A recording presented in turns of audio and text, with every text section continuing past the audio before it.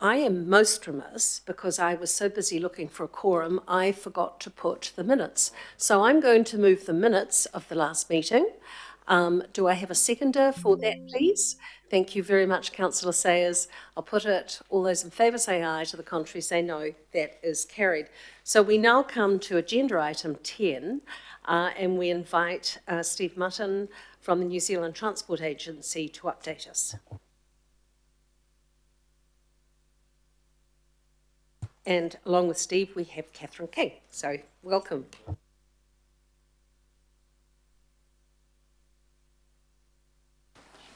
Thank you, Chair. And firstly, I'd just like to say thank you to the councillors and to the Mayor for your support and your input during this last term as NZTA invests in a transport system that is all about enabling people and freight to move quickly, efficiently and safely around Auckland. So really, we're actually at an end of an era right now as we have either completed or we're currently just commencing working on the very final parts of our original network plan for Auckland. Over the last 3 years, we've been incredibly busy, sort of focusing on the large program by the ambitious Land Transport Investment Agenda by central government. And since late 2022, we've been focused across the whole Auckland network. Across the whole region, we've either completed or started the construction of many, many state highway activities. So before I hand over to Catherine to talk about Mill Road today, just want to quickly brief you on some of the successful projects across the region. So to the north, the last term, we completed the 18.5 kilometre Puhoi to Warkworth motorway and increased its speed on it to improve the productivity. We've completed the Northern Corridor improvements and the complete Western Ring Route. We've commenced Penlink Omaharangi to get the new connection through to Whangaparoa. And we've just commenced the Warkworth to Tahana, the next stage in connecting Northland with Auckland. In the central area, we focused on the State Highway 16 strand optimisation, getting more efficient freight connections and safety improvements through there. We've completed stages on the Glen Innes to Tamaki pathway. We're looking at options for the Waitemata Harbour connections for the future, and we've just started the East-West Link project. To the west, we've got State Highway 16 improvements, Brigham Creek to Waimelku, got the Northwest Alternative State Highway underway, and of course we've started the Northwest Busway. In the south, State Highway 1 Takanini to Papakura, and then Papakura to Drury. We're doing Waihoihoe Road upgrade, and also State Highway 22 upgrade. We've looked at the Bombay interchange to optimise it, and we've started the Mill Road project, which Catherine will talk about shortly. And across the whole network, we're protecting future corridors for future growth. We've got an amazing amount of spend in maintenance, including renewal program. We're looking at optimisation across the whole network to ensure we get the best out of our network. And we're installing safety cameras to improve enforcement, which includes commercial vehicle safety centres in a number of locations. And lastly, we're leveraging digital to make sure that we're in the modern world and using technology to be more efficient and more effective. And we're also now thinking about the future and the steps that we need to take. And Catherine's also going to talk to us a little bit about our Auckland motorway strategy, which puts out our steps for the future. So I'll hand over to Catherine to talk about Mill Road. Kia ora koutou. Mill Road provides really important resilience for the strategic transport network for South Auckland. Not only bringing that resilience, but also enabling the huge amount of growth that is planned across South Auckland and indeed happening already.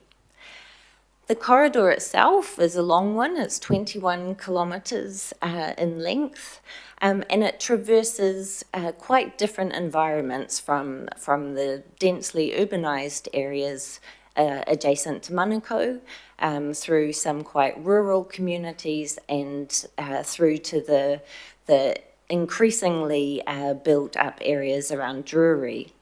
We're proposing a route that responds to those different environments, is cost effective and appropriate for the environments that it's travelling through. Next slide. Stage 1 is part of our prioritised program of the government's roads of national significance. This route, and indeed the whole corridor, has been an aspiration of the community for some time. So we're really pleased to see it part of the government's prioritised program. Stage 1, from Manukau down to Alfriston, provides much needed an increase in capacity for growing communities through the area, and also enables the really significant number of buses coming through from Flatbush accessing Manukau. It also enables much safer travel, particularly through intersections along this part of the corridor, with 6 improved intersections and 2 new intersections. Next slide. So overall, it's accommodating the huge amount of growth occurring across the corridor, bringing resilience to people travelling through the community and enabling really important freight travelling through the corridor. And the next slide. Stage 1, we're getting on with at pace. We're doing our final work at the moment in preparation of applying for our fast track approval. That is imminent. We're proposing to lodge that in the next couple of months. We have engagement going on with local boards and across the community. This builds on the huge amount of engagement that has taken place by both ourselves and Auckland Transport since 2009 across the corridor. We are working at pace towards construction starting off in mid next year and looking to complete stage 1 by 2032.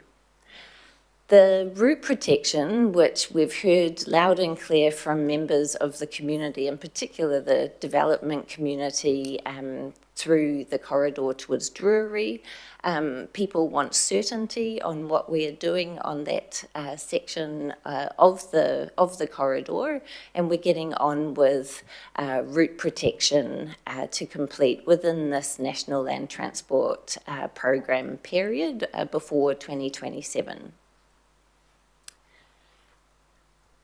So I'll move us along to the Auckland Motorway Strategic Plan, which Steve gave us a really great summary of all the really important work that we have done over the last couple of decades to complete, enlarge the motorway network for Auckland. So what we are looking at across this strategy for the next 30 years is how we respond to the growth proposed in Auckland, opportunities with an array of development, technology and plans by our partners in Auckland, as well as challenges that we might face across that period. We're looking at interventions from optimising the corridor that's there today through to improvements to make intersections along the corridor work more efficiently, through to some significant improvements to existing parts of the motorway corridor. It is looking at the corridor in its entirety, so where there are sections of the corridor that need to improve efficiency of movement of people, we are looking at how we can improve rapid transit along those corridors. Where we need to improve efficiency of freight movements and prioritising freight to strategic locations along the corridor, and where it's important to improve access through local communities with local roads crossing the motorway corridor. So everything from short-term interventions through to some significant improvements to the corridor. This will form our part of the Auckland Integrated Transport Plan and inform our future state highway improvement proposals. So the next slide. We've just completed our first stage of the program, understanding and interrogating data and inputs to help us really understand what's required for Auckland.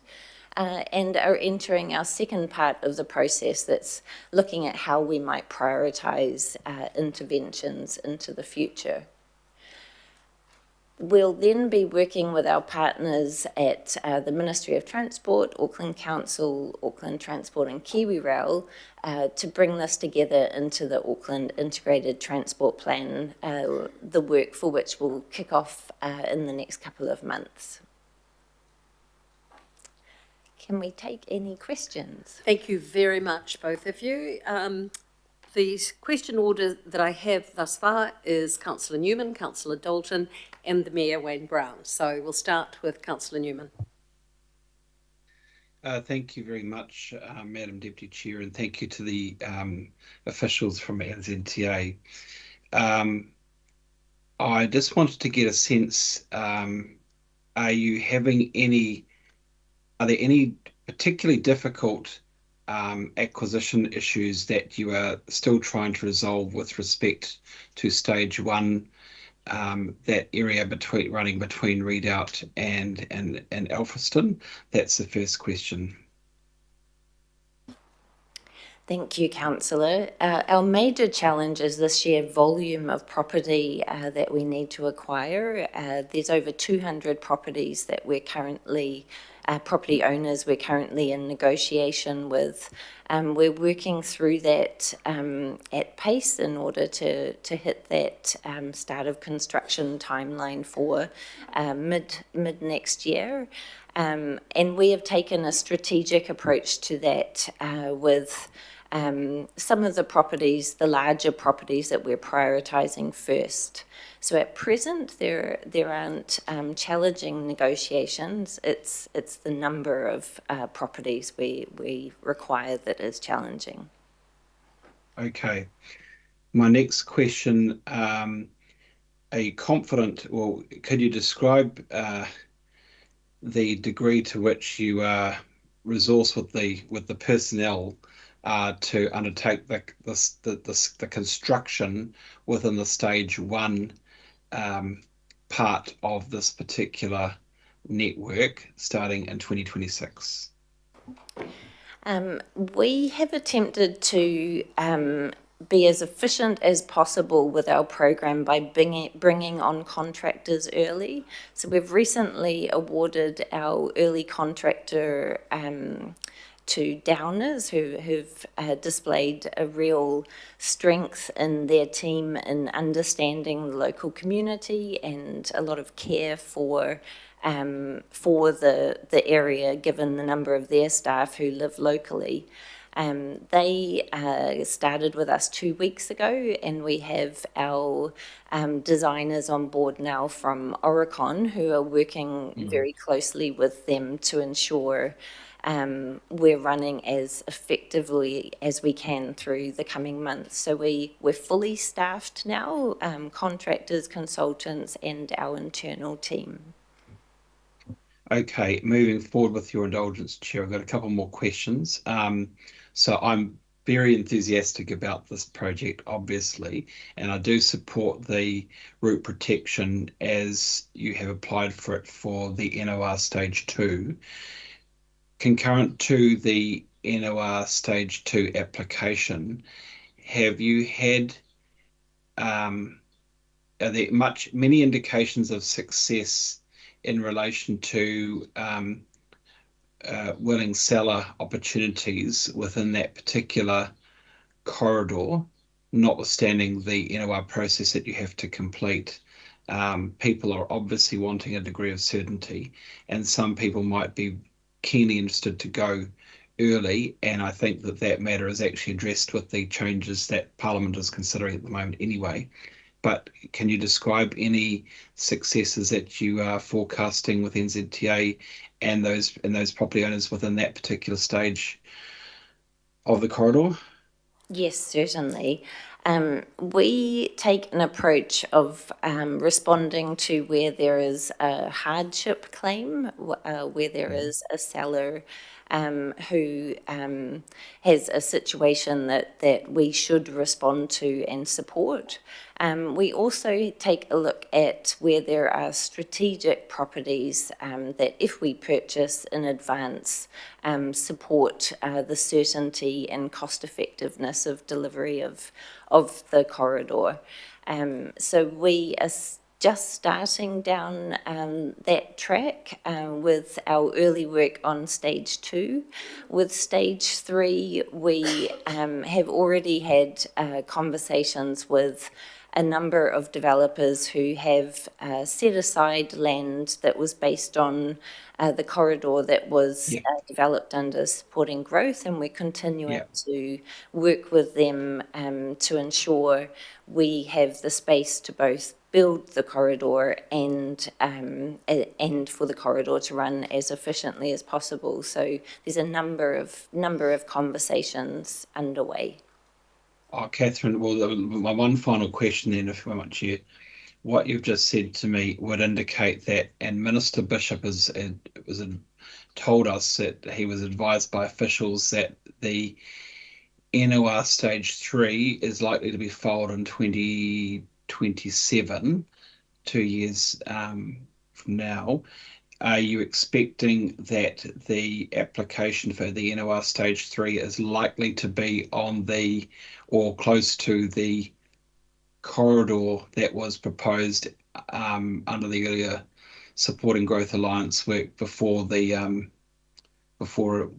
project was canned by the previous government?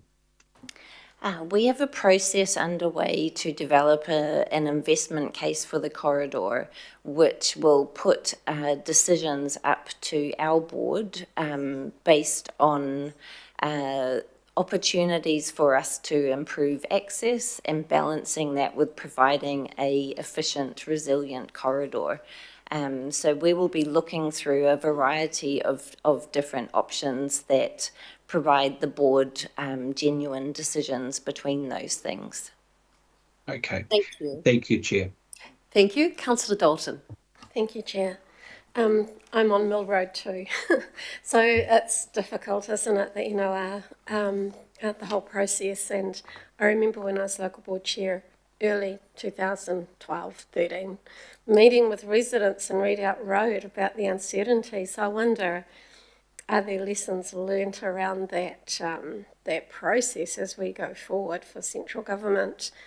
That's not my question. My question is around the timing. So Mill Road Stage 1 is expected to be completed in 2032. We have sort of no ballpark on when Stage 2 will start. I'm thinking around the logistics of the volumes of traffic coming through Stage 1, and then what? And the length of time it's going to take to complete Stage 2 and Stage 3. So we're heading into probably 2040s, maybe later, for those 2 stages. I think the acquisitions are funded, I'm not sure, for Stage 2, or is the planning? It's the planning that's funded for Stage 2, not acquisitions. Is that correct?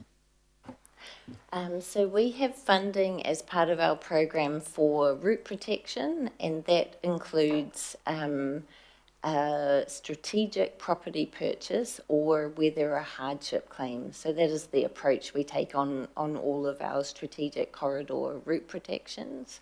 As part of that investment case process that I mentioned before, that will go up to our board for decision next year, that will propose to the board timing that responds to growth across the South Auckland area, and where we recommend construction commences, and the board and ultimately the government then make that decision. Okay. So at the moment, the certainty is around the possible certainty of finishing Stage 1 in 2032. There's a lot of disruption down there with FTNs, RTNs, bridges, trains, and this will add to that. I just wonder what the conversations are around how that traffic is managed, how it's managed for people coming through, but how it's managed for residents that are living there. Absolutely. We're very cognizant of the potential for disruption along the route. That's the reason why we've brought our contractor Downers on early. By bringing them in early, they are working closely with our designer to identify a construction timetable and technique that minimises that impact on local people. There will, of course, be disruption because it is a really extensive piece of work that requires the regrading of the road and digging up of driveways all the way along the route, and replacement of utilities along the route. So that will be disruptive, but bringing our contractor in early enables us to ensure we're designing a program that that is efficient as possible. And as I mentioned, they're really passionate about the local community and ensuring they're doing right by the local community. Yeah. Thank you. Big job. Thank you very much. Mayor Wayne Brown.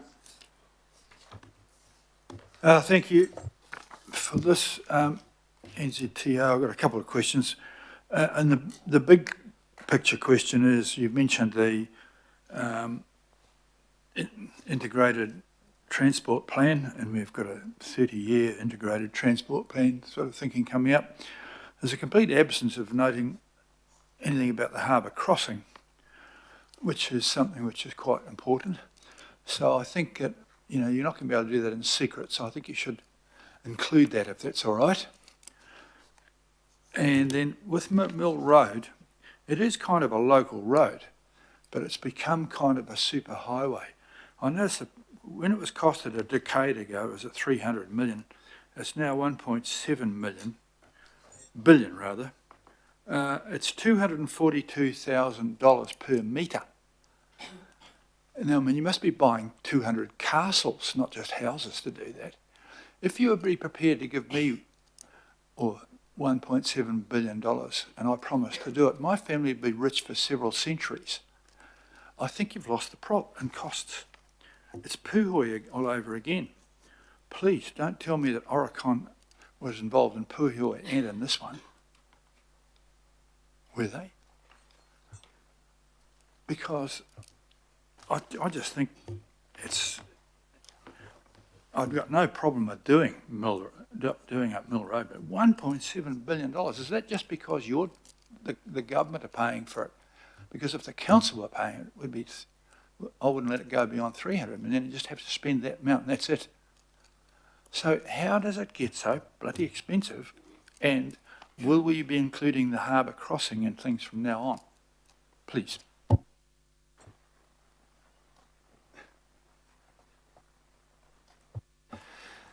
Mayor, thank you for your question. As with any one of our projects that NZTA does, it's completed with value for money as a real focus.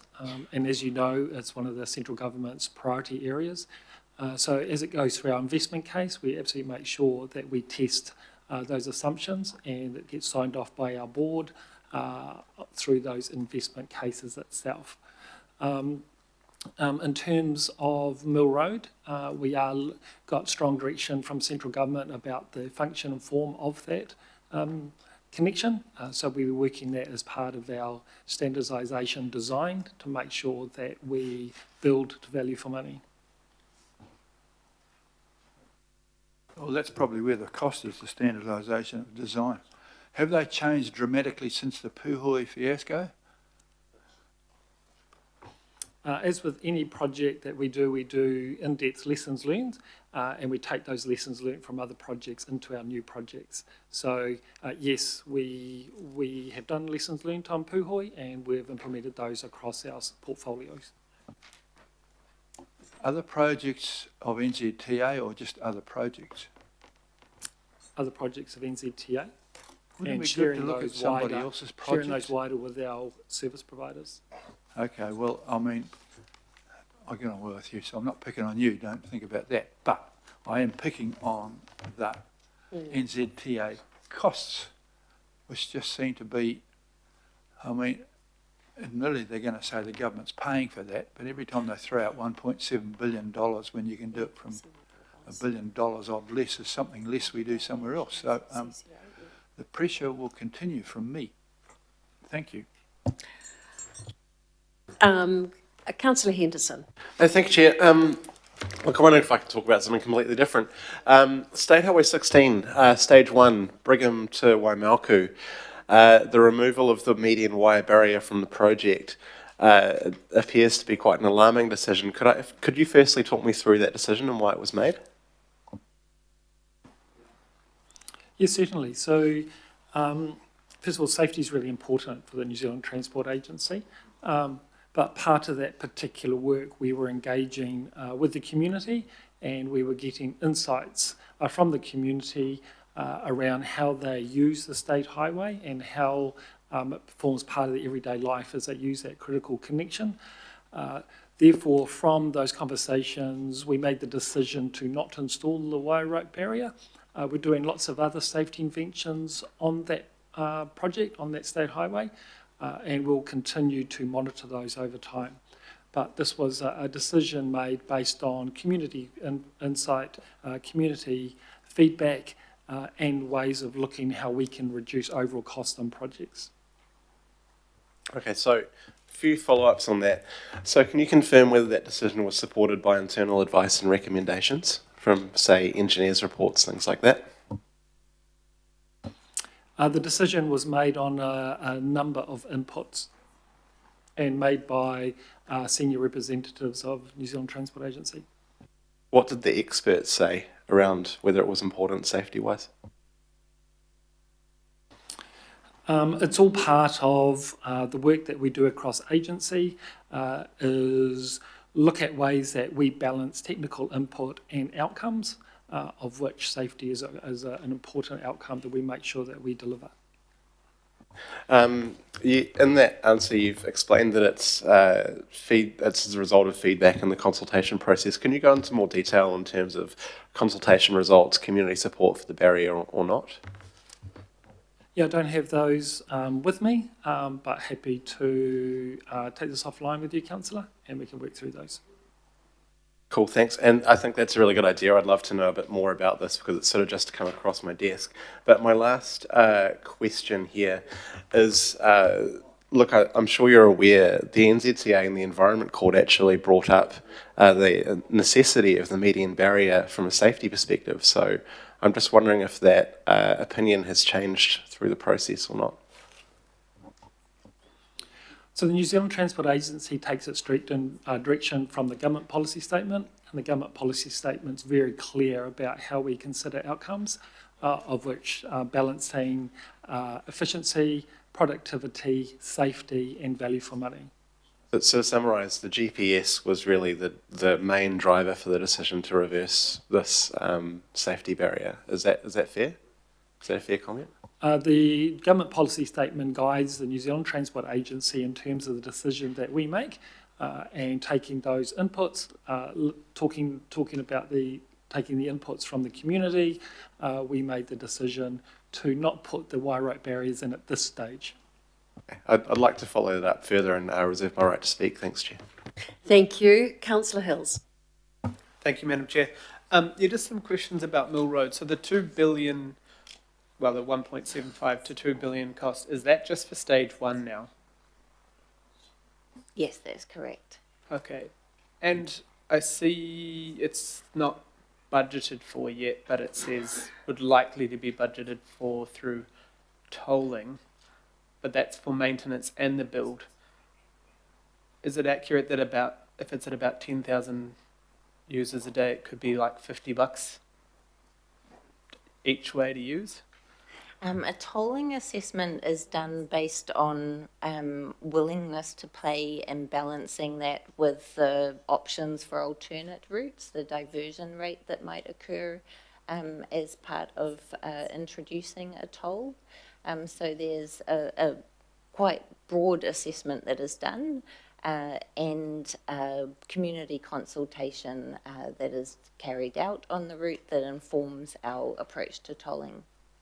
Kia ora. And it's good to see the shared paths and bus priority and things have survived.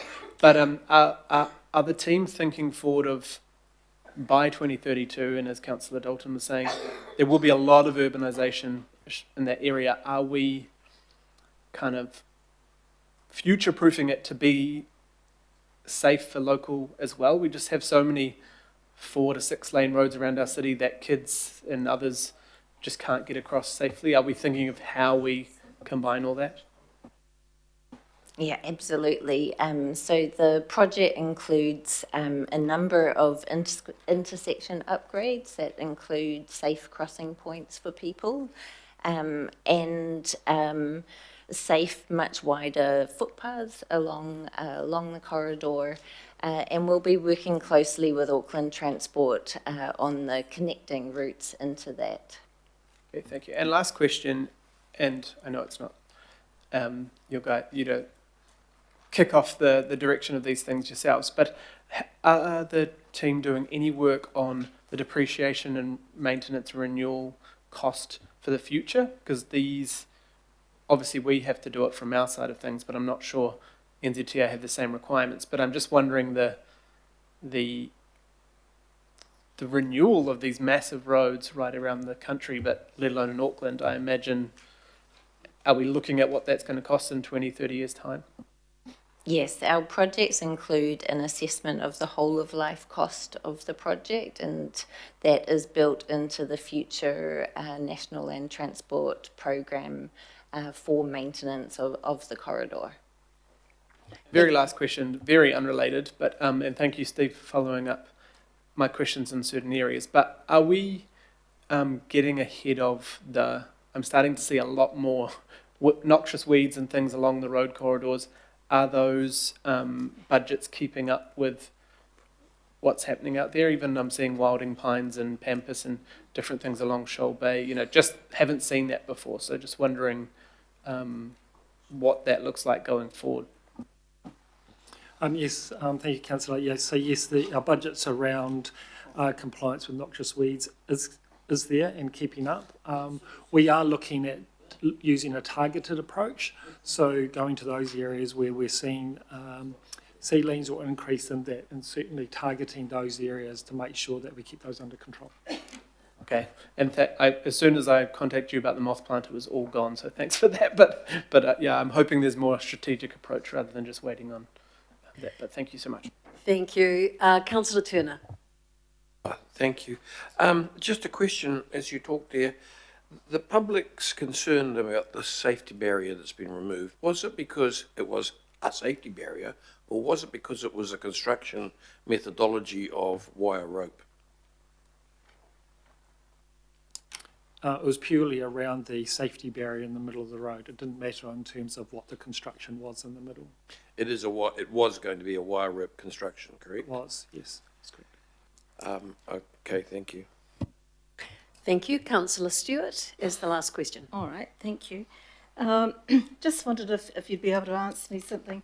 What is the criteria for, there's going to be a march over the Auckland Harbour Bridge later this month, and I just wondered what the criteria is, because being the Chair of Civil Defence, I'm an emergency, I'm quite concerned, because I know when we have had other sort of marches and different things that have happened, it's caused a lot of problems for a lot of people, and especially for the people that live over in the North Shore. Of maybe, just for an example, somebody's getting ready to give birth and they can't give birth over in the North Shore, and they have to get over to Auckland Hospital, or people have got an emergency, some sort of emergency. I just wondered what the criteria and how you're going to handle it, because what I'm reading here, they're thinking there's going to be tens of thousands of people that are going to be crossing the Harbour Bridge, and how many hours would that take? So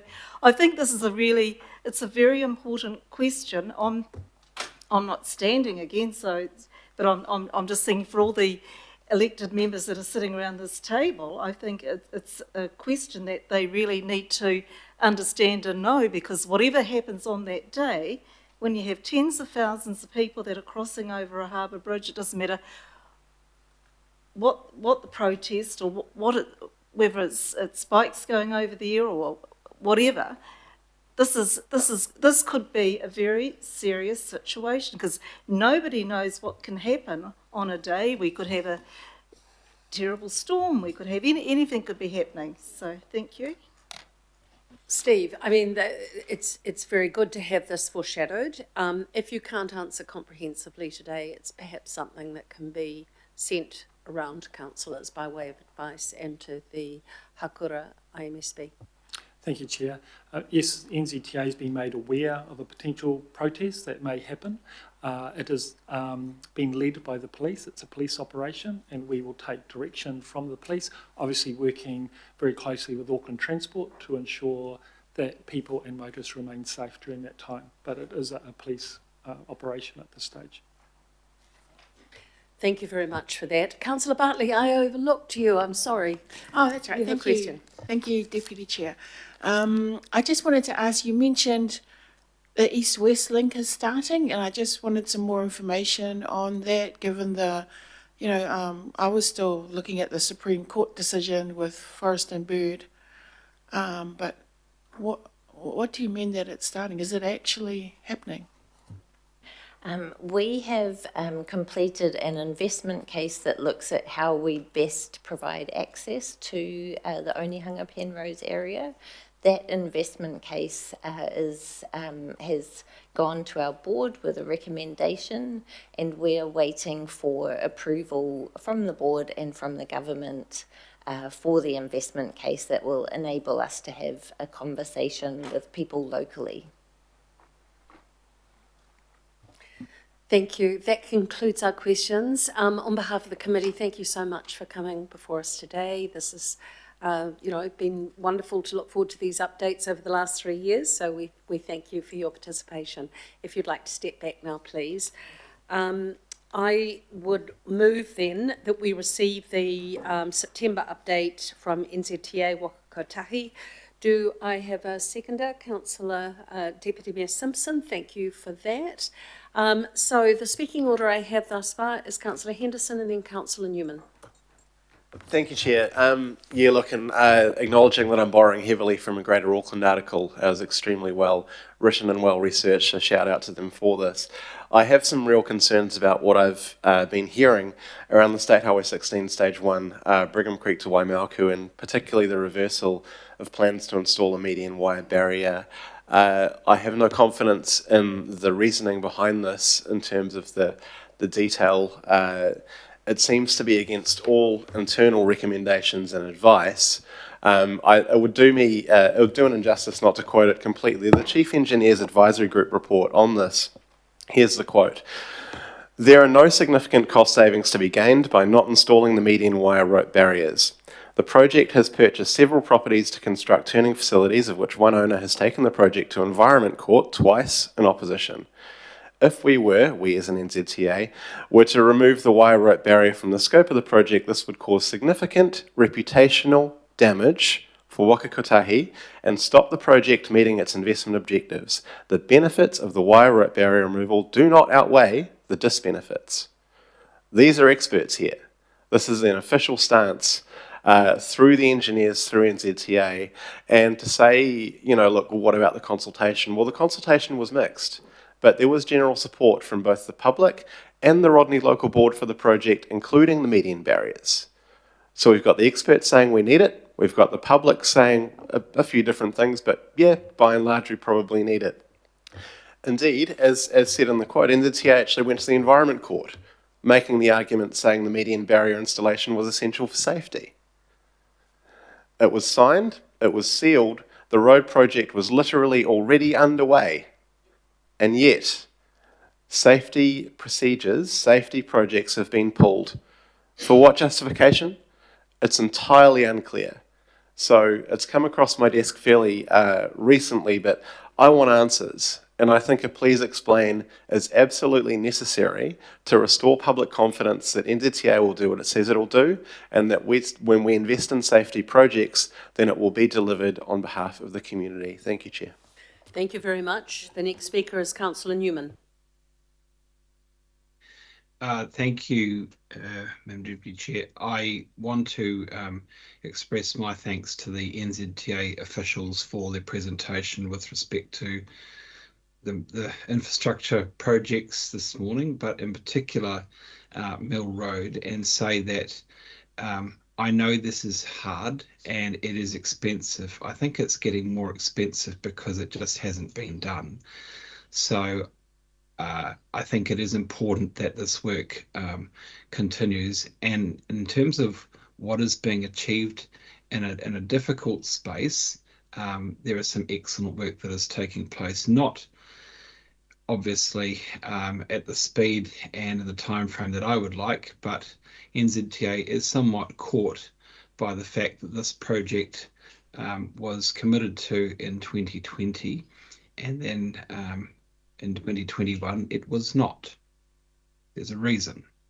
But one thing I will say, Chair, and it is a consequential planning and infrastructure issue for Auckland Council, is that with respect to Mill Road Stage 2, there was always a plan that Mill Road Stage 2 would allow for significant consequential improvements to the substructure stormwater network in the Mill Road corridor, but with the route now proposed in the NOR to be different to what was initially conceived with Mill Road going right through the peat swamp, that will mean that the existing road is going to need to be addressed as a local road, and that will include stormwater upgrades as well.